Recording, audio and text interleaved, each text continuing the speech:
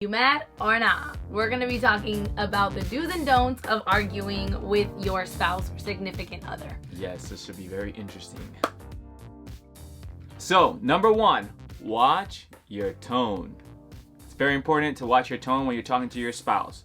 You don't want to give them the wrong impression about how you're coming with the situation that you want to talk to them about. Instead of, coming at them, you want to make sure they know that it's going to be a conversation, right? Approach is everything. It's not really what you say, but how you say it. Right. So it's important to make sure that your emotions are in a calmer state and you come trying to resolve the issue, not attacking the person. Number two, this is a big one. Do not use absolutes. Always, never, they're terrible. This is Mark's strength That's and my weakness. Pet peeve. I'm very dramatic, so I'm always like, you're always, you never. And those words are like just no words, because no one always does something or never does something. Right. We're human and we're going to make mistakes and we are going to slip up. Right. But absolutes are not really helping the situation or the argument. So you might as well just leave them out of it, because they're kind of what would you say, like negative words, no words, like strong words. They're strong words, and, Yeah. they're hurtful words, because no one, like she said earlier, no one always does something or never does anything. Like, I'm not always late, for instance. That's one of the things that Becky usually says to me, that I always make us late. It's not true, guys. So for those of you guys who know us, it's not true. Mark is a diva, people. No, it's not true. It takes me 5 lies to shower. To shower. And then getting ready is easy because I already have my outfit picked out. So the only issue that I might have that makes me longer is my hair. It's either working with me that day or it's not. So it's a frustrating moment for me when I'm getting ready. But other than that, like my clothes and my showering and getting out of the house is an easy thing for me. Mark, on the other hand, has to slowly come into it. He puts music on, he wakes up and opens the drapes. It's like a Cinderella movie. Yo, okay? It's too much. But that's beside the point. The point is, he does not always make us late, but he does a lot. Exactly. So don't use always and never. Number 3, set a time limit. Obviously, you're not gonna go put a timer on people. What we mean is Get the iPhone. that you got 10 minutes. What we mean is you want to make sure that if your conversation or your discussion or your disagreement is not going anywhere, about 10-15 minutes in, and you're just talking at each other, you're not going to resolve anything at that point. It's probably safe to say you should walk away, take a break, and come back to the table. Right.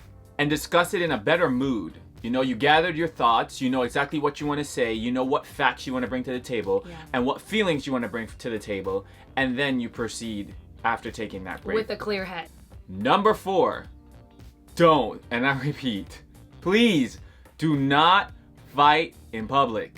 It's tacky, it's not cool.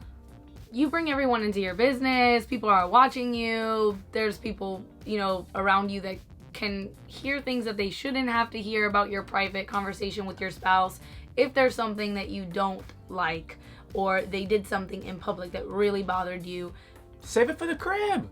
Also, it gives people ammo to gossip about you. No one's perfect, but you want to make sure that those conversations that are hard to have or disagreements aren't happening, in front of the masses. And your partner deserves that respect. Number 5, say what you mean. Yeah, it's really important for people not to beat around the bush. Yes. Okay, for example, everybody knows that I have a shopping issue, right? I love clothes and shoes and stuff. So anyway. Clothes, shoes, everything. You're gonna make it. It's gonna be okay. So, Mark could say something like, oh, there's another package at the door today.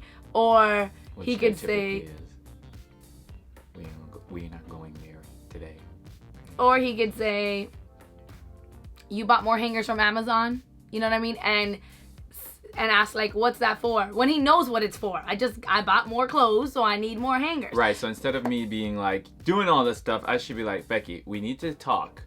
I want to talk to you because you have been buying a lot of things. I have seen packages come up to our door every day this week. And it's not for your classroom. What's happening? So that's not a real scenario. I don't usually get packages every day. Other day.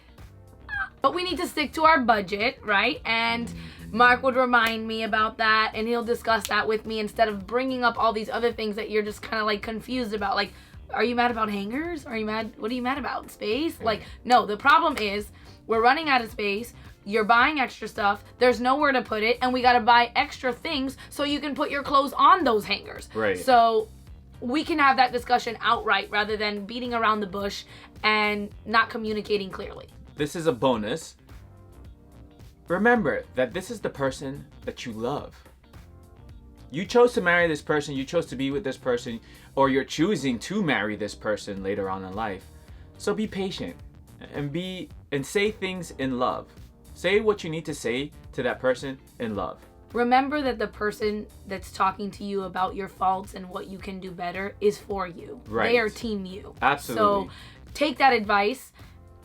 It might hurt, it might sting, but you would rather hear that from someone you love and grow into the person you're supposed to become than learn it the hard way or have all these other people thinking that of you and no one sharing it with you. So you're being judged on something that you're not even really aware of. You know, that's what that other person is for. They're like a mirror. They see you day in and day out and they've learned you. So they can tell you, you know, what you're doing that might need a little bit of tweaking.